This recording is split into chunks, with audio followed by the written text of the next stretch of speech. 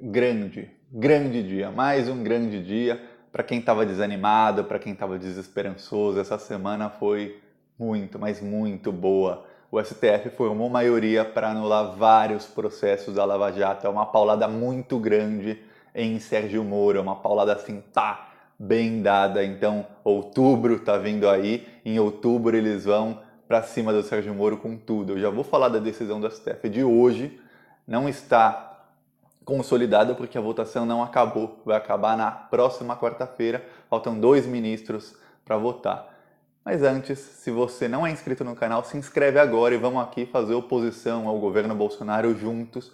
Eu faço oposição aqui todos os dias. Então, se inscreve no canal se não for inscrito e, independente disso, curte o vídeo porque ajuda muito nessa oposição. Agora vamos falar sobre o STF. O STF votava hoje um habeas corpus que pedia anulação de um processo da Lava Jato, porque o réu, o delatado, que foi condenado, ele teve que fazer suas alegações finais no mesmo dia em que o delator. Então imagine que a pessoa que está acusando tem o mesmo prazo, ou seja, o prazo para suas alegações finais é o mesmo do que a pessoa que está sendo acusada. Então o acusado não tem como saber do que ele está se defendendo. Ele vai lá escrever centenas de documentos, os advogados dele, sem saber do que ele vai ser acusado exatamente. Então, o STF, a segunda turma do STF, faz algumas semanas, anulou uma sentença do Sérgio Moro por 3 votos a 1. A segunda turma tem 5 ministros, 4 votaram e 1 não estava presente, que era o Celso de Mello. Mas por 3 a 1 anularam uma sentença, foi a primeira vez que o STF deu uma paulada bem dada no Sérgio Moro. Aí hoje, o plenário, com 11 ministros, foi votar se isso se aplica a todos os processos da Lava Jato, todos os processos onde esse erro processual tenha acontecido. Porque é um erro processual, que o delator e o delatado não deveriam ter o mesmo prazo. O delator primeiro faz sua delação e depois o delatado se defende, porque o delator é parte da acusação. Esse foi o entendimento da segunda turma. Aí hoje, o STF foi votar. Começou a votação ontem, mas eu sabia que não ia acabar ontem, por isso eu não fiz o vídeo antes. Estava esperando acabar a votação para fazer o vídeo, porque sempre tem uma armadilha. E nessa votação, como não poderia deixar de ser, tem uma armadilha, mas vou falar primeiro do entendimento. Por 6 votos a 3, a STF entendeu que sim, isso é um erro processual e esses processos têm de ser anulados. Ou seja, esse processo não é anulado o processo inteiro, não. O processo volta para a fase de alegações finais. Então não pense que, mas o processo, por exemplo, do Lula, um dos processos é do Lula. O processo do Lula vai ser anulado, a condenação dele, no caso do sítio de Atibaia, será anulada a partir do momento em que o STF firmar a decisão completa, com os votos que faltam. Mas não é anulado tudo, volta apenas para as alegações finais antes da condenação em primeira instância. E vários processos vão voltar para a fase de alegações finais, que é um pouco antes da condenação. E a gente sabe que no caso do Lula, a justiça vai a galope, vai bem rápido para o Lula. Então, das alegações finais, o Lula ganha, na verdade, assim, fazendo a cronologia do processo do Lula, assim, como foi com o tempo, o Lula ganha 9 meses no processo do sítio de Atibaia. Então tem 9 meses para o STF anular a coisa toda ou para o Lula conseguir um julgamento justo. É isso. Então não corre o risco de, quando o processo do triplex for anulado, o Lula ser solto e voltar para a prisão por conta do processo do sítio de Atibaia. E outra coisa, o Lula já tem o direito de ir para o regime semiaberto, que na prática é o regime aberto. Então, a única coisa que pode fazer com que o Lula volte para a prisão seria ele ser condenado na segunda instância no caso do triplex. Do sítio de Atibaia.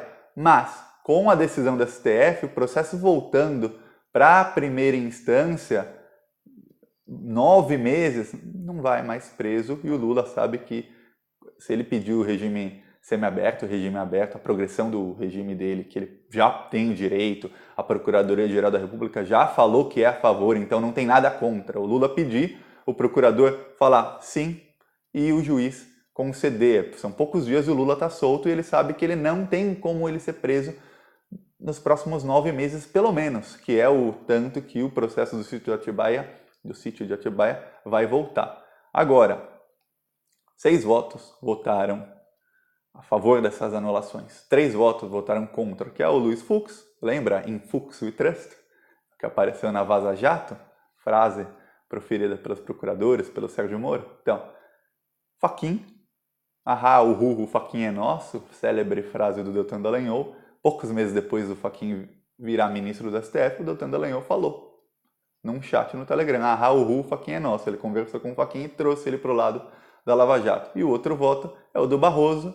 O Barroso, aquele que ficou amigão do Deltan Dallagnol quando os dois se conheceram em Oxford, na Inglaterra, ficaram amigões, convidava o Deltan e o Sérgio Moro para reuniões secretas, íntimas na casa dele, assim, íntima porque estava escrito no convite, ó, é uma coisa mais íntima para pessoas mais chegadas.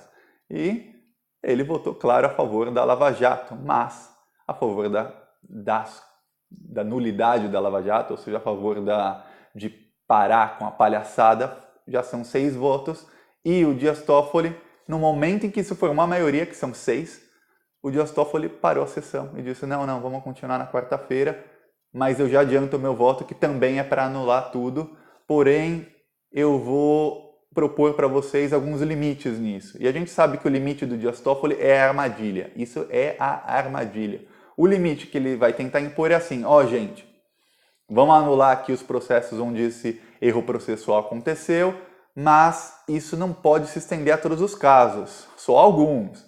Então vamos criar uma regra aqui para saber quais casos, né? A regra sempre é assim, todos menos o Lula. Vamos pegar alguma coisa ele vai pegar alguma coisa que não aconteceu no processo do Lula e falar assim, não, vamos anular os outros aqui, o do Lula não. O Lula mantém ele condenado, o Lula e mais um ou outro. Mas o importante é ele tentar manter o Lula condenado para que o Lula continue na mão do TRF4. O TRF4 está tentando correr com o processo do Lula, mas o processo do Lula já se atrasou um pouco no TRF4, então vai demorar um tempo para que eles consigam condená-lo. Mas essa é a armadilha. E a Carmen Lúcia, ela deu um voto para anular os processos, mas o voto dela nem os ministros do STF entenderam direito, porque ela falou assim, eu voto para que se anule os processos sim, porque realmente o réu, o condenado, não teve direito de defesa porque ele não sabia do que estava sendo acusado, não tem como saber do que está sendo acusado. Menos para esse habeas corpus específico, que é o que eles estão votando, que é um habeas corpus de um ex-gerente da Petrobras que foi condenado. Aí todo mundo falou, mas como assim? Vale para todo mundo, menos para esse caso? Por quê? Aí ela diz, não, porque nesse caso ele não foi prejudicado por isso. Aí os ministros falaram, mas aí a gente não vale nada a votação, porque eles vão ter que votar caso a caso. E essa votação é justamente para que crie-se uma regra e eles não tenham que ficar votando milhares de habeas corpus no futuro. Então, houve discussão e o voto da Carmen Lúcia também pode ser uma armadilha. Ela pode falar, não vale para esse caso porque ele não foi prejudicado por isso. E aí fica um entendimento de que, o Lula também pode não ter sido prejudicado por isso, então não anula o dele também. No futuro isso pode criar uma brecha para isso. E a gente sabe que nos processos do Lula é sempre assim. Não importa se ele foi ou não, eles sempre votam para que ele continue preso ou para que ele seja preso. É isso, mas tudo indica que não, porque mesmo contando com o voto da Carmen Lúcia, e mesmo contando que a tese da Carmen Lúcia e do Dias Toffoli seja contra, para manter o Lula preso, para criar uma armadilha, ainda falta o voto do Marco Aurélio de Mello. Ele sempre vota pela liberdade do Lula. Ele nunca falou o Lula é um preso político, mas ele é contra a Lava Jato, ele é contra os abusos de Sérgio Moro e ele sempre vota. Então, mesmo que eles consigam criar alguma teoria assim, há uma maioria para que o Lula tenha o processo dele retardado em 9 meses para que se anule a condenação dele no caso do sítio de Atibaia. Claro que aí, nesse caso o processo inicialmente volta para aquela juíza que copiou e colou a sentença. A gente sabe que aquela juíza, uma pessoa que copia e cola uma sentença, imagina a qualidade de juíza que ela vai simplesmente copiar e colar a sentença de novo e vai tentar acelerar esse processo, mas por conta de prazos legais, o processo se atrasa em vários meses. E até lá, o STF, a Vaza Jato vai andar, vai fazer mais denúncias contra Moro e Deltan Dallagnol, e o STF já terá anulado os processos com certeza, isso não há dúvidas. de que os processos do Lula serão anulados, as condenações todas dele. Também, a única dúvida que eu, Thiago, tenho é se o STF vai ter coragem de fazer com que o Lula seja julgado novamente em São Paulo, e não em Curitiba, porque o triplex fica no Guarujá e o sítio fica em Atibaia. E foi provado que o Deltan Dallagnol e o Sérgio Moro prevaricaram, eles omitiram informações para que se pensasse que esse processo tinha a ver com a Petrobras, porque só os processos que tinham a ver com a Petrobras iam para Curitiba. Então esse processo era para ter sido julgado pela Lava Jato de São Paulo, que não comete tantas arbitrariedades, ou pelo menos nenhuma até agora foi denunciada, onde o juiz não faz conluio com o procurador, onde o procurador não comete crimes para investigar os réus e assim por diante. Então é um outro processo. Essa é a única dúvida que eu, Thiago, tenho, mas que os processos serão anulados mais cedo ou mais tarde, provavelmente em outubro, novembro, isso não há dúvida nenhuma. O próprio Gilmar Mendes já adiantou que até novembro ele vai colocar a suspeição do Sérgio Moro para ser julgada. E se o Sérgio Moro, suspeição é o Sérgio Moro ser considerado suspeito para julgar o Lula, pelos crimes todos que ele cometeu contra o Lula. E o Sérgio Moro, sendo considerado suspeito, já anula o processo do triplex e já pode anular parte também do processo do sítio de Atibaia, porque o Moro era o juiz no começo e o Moro cerceou a defesa do Lula no processo do sítio várias vezes. Inclusive foi do Moro a decisão de não levar em consideração o depoimento mais importante, que era do dono do sítio. O Sérgio Moro disse que o dono do sítio, por ser amigo do Lula, não poderia depor, porque ele é amigo do Lula, então ele quer, claro, ajudar o réu. Então, como é que você vai condenar uma pessoa por uma reforma em um sítio e não vai ouvir o dono do sítio? Esse é o que o Sérgio Moro fez. Então, o Sérgio Moro, sendo declarado suspeito, já anula tudo. Anula toda essa arbitrariedade contra o Lula. Então, é mais um grande dia. Hoje, também ficou sabendo que o Bolsonaro traiu o Sérgio Moro. O Bolsonaro foi aprovado um projeto a lei do abuso de autoridade, que foi uma paulada do Congresso no Moro. O Moro está apanhando de todo mundo, do Congresso, ele está apanhando do STF, e agora também do Bolsonaro. O Moro conseguiu. O Moro pode pedir música no Fantástico. Ele apanhou dos 3 poderes em pouco tempo. O Sérgio Moro foi aprovado esse projeto da lei do abuso de autoridade, que, por essa lei, se ela já estivesse em vigor, o Sérgio Moro já estaria enquadrado pelos crimes que cometeu contra o Lula. Mas como a lei não volta, a lei não pode retroagir contra o criminoso, então o Sérgio Moro não será enquadrado porque a lei não vai voltar, foi aprovada agora.